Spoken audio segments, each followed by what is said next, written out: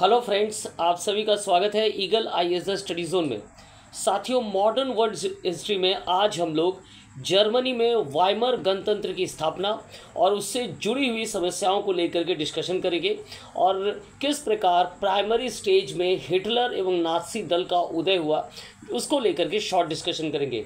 Hitler एवं Nazi दल की सफलता को लेकर के जो है एवं हिटलर की गृह नीति को लेकर के जो है एक अलग वीडियो लाया जाएगा एवं अंततः हिटलर के विदेश नीति जो कि काफ़ी महत्वपूर्ण माना जाता है और जो द्वितीय विश्व युद्ध का प्रारंभ हुआ वहाँ तक के लिए जो है तीसरा वीडियो लाया जाएगा। और इस प्रकार जो है ये इटली में जो प्रतिक्रांति इटली और जर्मनी में जो प्रतिक्रांतियाँ उत्पन्न हुई थी वो चैप्टर संपूर्ण रूप से क्लोज हो जाएगा। हालांकि आप सभी को जो है यूपीएससी मेंस का एडमिट कार्ड जो है जारी कर दिया गया और बहुत जल्द एग्जामिनेशन होने जा रहा है, पर हमारा हर संभव प्रयास है कि इतने समय में जो है जितना हो पाए जो है सिलेबस को कवर करा दिया जाए। तो चलिए प्रारंभ करते हैं। सबसे पहले जर्मनी में वाइमर गणतंत्र की स्थापना या जो वाइमर कॉन्स्टिट्यूशन है जिसे एक अच्छा संविधान कहा जाता है, ये किस प्रकार स्थापित हुआ उसको लेकर के आज हम लोग शॉर्ट डिस्कशन करेंगे। आखिरकार सबसे महत्वपूर्ण क्या है? सबसे महत्वपूर्ण है कि प्रथम विश्व युद्ध के बाद क्या हुआ। प्रथम विश्व युद्ध के ही स्थिति ने जो है ना केवल जर्मनी को बदला बल्कि इटली में भी जो है इसने चेंज लाया। और इन दोनों जगह पर हम लोगों ने देखा या हम देखेंगे कि पहले तो गणतंत्र स्थापित है या होता है, लेकिन बाद में जा कर के वहीं के लोग अर्थात जर्मन के लोग या इटली के लोग क्या करते हैं, इस गणतंत्र से ऊब करके अपने पुनः सम्मान की स्थिति को प्राप्त करने, अपने वहाँ की जो कमज़ोर आर्थिक स्थिति है उसको उठाने के लिए एक दल के जो पार्टी है या जो एक अधिनायकवाद की जो सरकार है उस पर क्या करता है, भरोसा करना प्रारंभ करता है और उसे सरकार जो है उसे सत्ता जो है दे देता है। तो इस प्रकार जर्मनी में भी सेम प्रकार की घटना घटता है जो कि इटली में घटा था। चलिए, प्रथम विश्व युद्ध के दौरान ही जर्मनी के लोग इस युद्ध से जर्मनी को अलग करने के लिए वो रिवॉल्ट कर रहे थे, अर्थात वे जो है नहीं चाहते थे कि जर्मनी अपना संपूर्ण जो ऊर्जा है वो क्या करे, युद्ध में खर्च करे।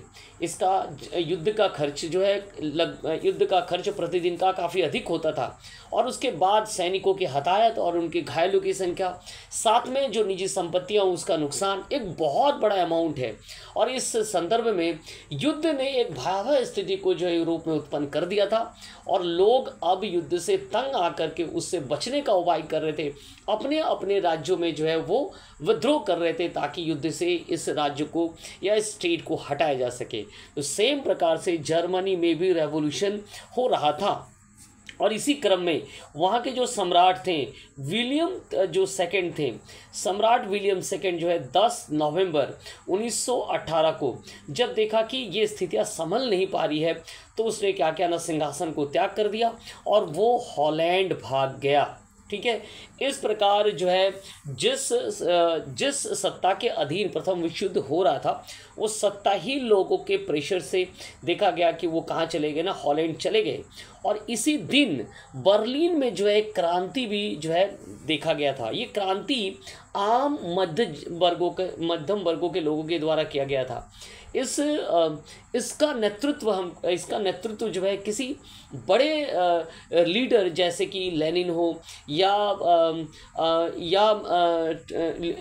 लेनिन जैसे नेतृत्व के द्वारा लेनिन जैसे नेताओं के द्वारा इसका नेतृत्व नहीं किया गया था, बल्कि आम लोगों ने ही बर्लिन में उस दिन जो है क्रांति किया था। और इस क्रांति के माध्यम से जो है वे ये जो सरकार थी अर्थात विलियम तृतीय की जो सरकार थी उसे हटाना चाह रहे थे एवं जर्मनी को जो है कहाँ से हटाना चाह रहे थे ना, युद्ध से हटाना चाह रहे थे। इसी क्रम में जो है समाजवादी जो नेता हैं फ्रेडरिक एबर्ट के नेतृत्व में जो है फ्रेडरिक एबर्ट को लोगों के द्वारा शासन सौंपा गया और 11 नवंबर जो है 1918 को युद्ध विराम की संधि पर हस्ताक्षर करते हुए जर्मनी जो है प्रथम विश्व युद्ध से सेपरेट हो गया। तो ये एक प्रोसीड्यूर हुआ जर्मनी में, जिसके तहत वहाँ जो विलियम द्वितीय की सरकार थी वो खत्म हुआ, और यहाँ जो है क्या हुआ ना, फ्रेडरिक एबर्ट की सरकार स्थापना हुई। लेकिन ये वहाँ के आम जनों की सरकार थी, लोगों के पास इसकी सत्ता थी, या लोग यहाँ पर क्या थे ना, पावरफुल स्थिति में थे। तो एक प्रकार से यहाँ जो है किसके स्थापना हो गया, तो यहाँ पर जो है गणराज्य स्थापित हो चुका था, लोगों की सरकार जो है स्थापित हो गया था। चलिए अब बात करेंगे कि इसके बाद जो है संविधान का निर्माण किस प्रकार हुआ, या वाइमर जो कॉन्स्टिट्यूशन बना थोड़े समय के लिए, उसका किस प्रकार निर्माण हुआ वो हम लोग देखेंगे।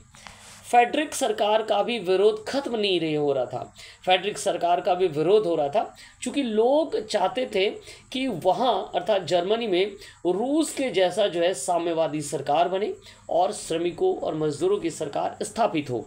साम्यवादी सरकार के अनुरूप सरकार वो चाहते थे। तो इस क्रम में वे फेडरिक एबर्ट का भी विरोध कर रहे थे, लेकिन फेडरिक एबर्ट ने जो है इस विरोध के बावजूद जो है 1919 में यहाँ निर्वाचन की घोषणा कर दी, और इस घोषणा के बाद जो है कई पार्टियों को जो है किसी इस पार्टी को स्पष्ट बहुमत नहीं प्राप्त हुआ। 3-4 पार्टियों को मिल करके जो है क्या है ना, सभी पार्टियों को जो है वोट प्राप्त हुए या प्रतिनिधित्व प्राप्त हुआ, और यहाँ संविधान सभा का निर्माण किया गया। इसी संविधान सभा के बारे में अगर कहा जाए, इसी संविधान सभा का जो फर्स्ट अधिवेशन है वो कहाँ हुआ था, तो वो फर्स्ट अधिवेशन जो है वाइमर में हुआ था। और एबर्ट की जो स्थायी सरकार है, एबर्ट की स्थायी सरकार ने ठीक इस दिन के पूर्व जो है क्या किया था ना, त्यागपत्र दे दिया था। तो एक अंतरिम गवर्नमेंट फॉर्मेशन हुआ था 3 पार्टियों को लेकर के। वो 3 पार्टी कौन कौन थे, तो सोशल डेमोक्रेटिक पार्टी, इसमें जो थे पहला जो पार्टी थे वो थे social democratic party, centre party, और तीसरा था डेमोक्रेटिक पार्टी। इन तीनों के मिलने से जो है वहाँ एक एंटरिम गवर्नमेंट का निर्माण हुआ, और इस एंटरिम गवर्नमेंट में पुनः जो है फेडरिक एबर्ट को ही क्या बनाया गया ना, प्रेसिडेंट बनाया गया, और साथ में फिलिप सिडमैन को क्या बनाया गया ना, प्राइम मिनिस्टर बनाया गया। तो इस प्रकार वाइमर संविधान सभा का निर्माण हुआ, पहली बात है।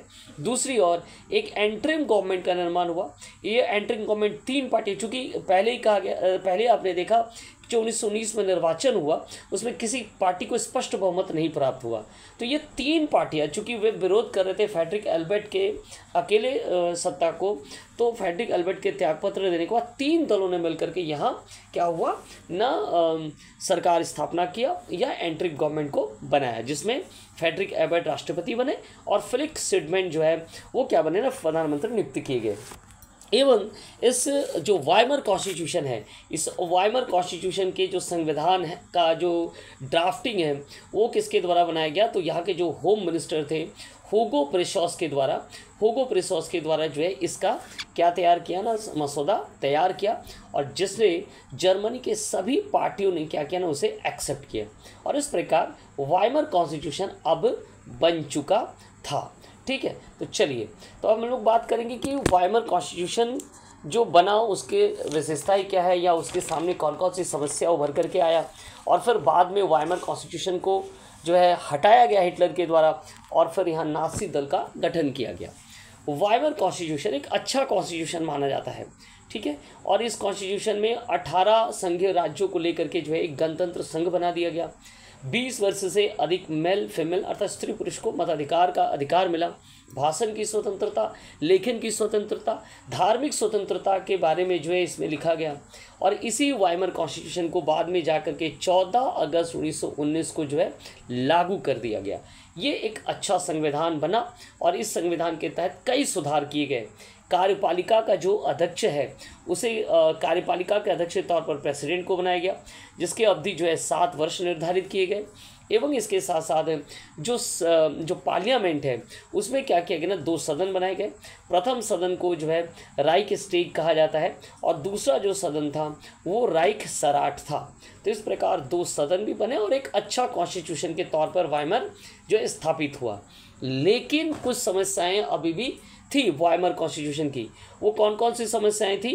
तो वाइमर कॉन्स्टिट्यूशन की जो समस्याएं थी, या जो वाइमर कॉन्स्टिट्यूशन के द्वारा जो सरकार स्थापित हुआ, उसके सामने 3 मुद्दे काफ़ी महत्वपूर्ण थे। एक तो युद्ध के बाद की जो स्थिति गंभीर हुई थी, अर्थात जो इकोनॉमिक स्थिति थी वो काफ़ी गंभीर था।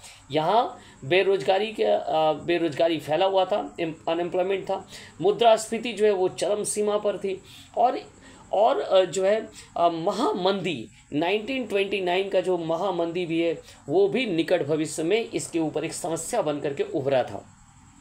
तो ये जो वाइमर कॉन्स्टिट्यूशन है, वाइमर कॉन्स्टिट्यूशन के सामने ये समस्या थी जिससे लड़ पाना उसके लिए काफ़ी कठिन हो रहा था। इसी क्रम में जो है इस वाइमर कॉन्स्टिट्यूशन को हटाने के लिए 2 बार ऑलरेडी प्रयास कर लिया गया था, 1920 और 1923।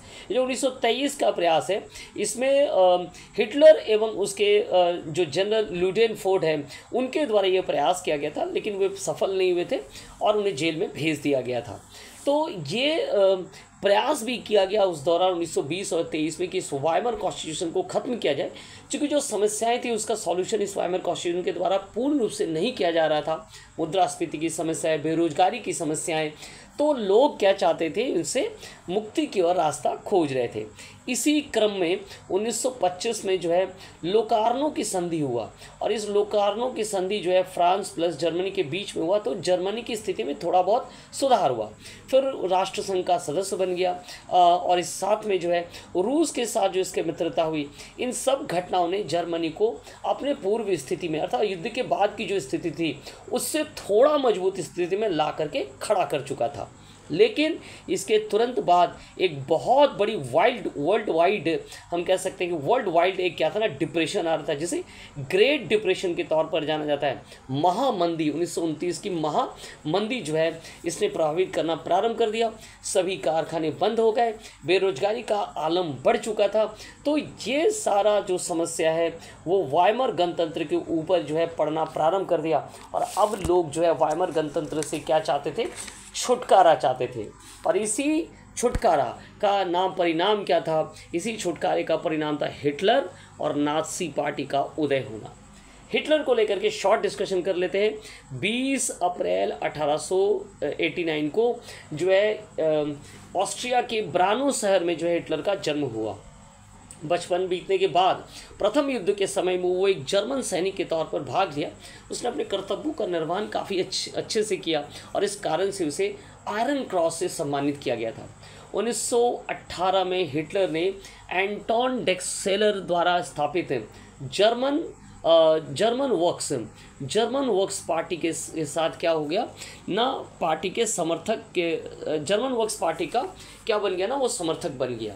और 1920 में जो है इसका नाम बदल करके राष्ट्रीय समाजवादी जर्मन श्रम दल, अर्थात national socialist German works party, जिसे जो है शॉर्ट में क्या कहा जाता है, नाज़ी पार्टी कहा जाता है या नाज़ी पार्टी कहा जाता है, का गठन कर लिया। और इसमें ड्रेक्सलर को हटाते हुए स्वयं इस पार्टी के जो सत्ता है अपने हाथ में प्राप्त कर लिया। तो ये था हिटलर, जिसमें पहले तो एंटन ड्रेक्सलर द्वारा स्थापित जर्मन वर्क्स पार्टी के संपर्क में आया, और 2 साल के बाद ही इस पार्टी के सारे सत्ता को बदलते हुए अपने हाथों में ले लिया और नाज़ी पार्टी का गठन कर दिया। हिटलर ने मुसोलिनी की तरह ही जो है अपनी एक सेना का भी निर्माण किया, जिसे भूरी कमीज, ब्राउन शर्ट जो है कहा जाता है, ब्राउन शर्ट की सेना थी। इसके अलावा उसके पास ब्लैक शर्ट्स के भी क्या थे ना, स्पेशल कमांड सेना भी थे। 1923 में ही हिटलर ने एक प्रयास किया था, जैसा कि पहले बताया गया कि हिटलर एवं जनरल लुडेनफोर्ड ने जर्मन के जो गणतंत्र है, वाइमर गणतंत्र है, उसको पलटने का सफल प्रयास किया था, परंतु वे अरेस्ट हो गए थे। और जेल में रहने के दौरान उसने अपना पुस्तक जो है मेरा संघर्ष लिखा था, या मेन कैंप लिखा था। ये जो मेन कैंप पुस्तक है ये बाद में चलकर नाज़ी पार्टी का क्या बन गया, प्रेरणा स्रोत बन गया, और जितने भी नाज़ी पार्टी के कार्यकर्ता थे वो इसको फॉलो करते थे, क्योंकि इसमें नाज़ी पार्टी के निर्माण और भविष्य को लेकर के योजनाएं बनी हुई थी, और इसमें विश्व के ऊपर जो प्रभुत्व स्थापित करने की हिटलर की योजनाओं का सारमर्म भी था। तो इस प्रकार मेन कॉम्प जो है लिखा गया था। और आगे चलकर हम ये बात डिस्कशन करेंगे कि नाजी पार्टी का किस प्रकार पुनर्गठन किया गया, नाजी पार्टी के द्वारा किस प्रकार सत्ता की स्थापना की गई, और जो नेक्स्ट टॉपिक लिया जाएगा वो है हिटलर के द्वारा जो गृह नीतियों को अपनाया गया था उसको। ठीक है, तो हमारे साथ जुड़े रहिए eagle IAS the study zone में। आप सभी का हमारे साथ जुड़ने के लिए बहुत बहुत धन्यवाद।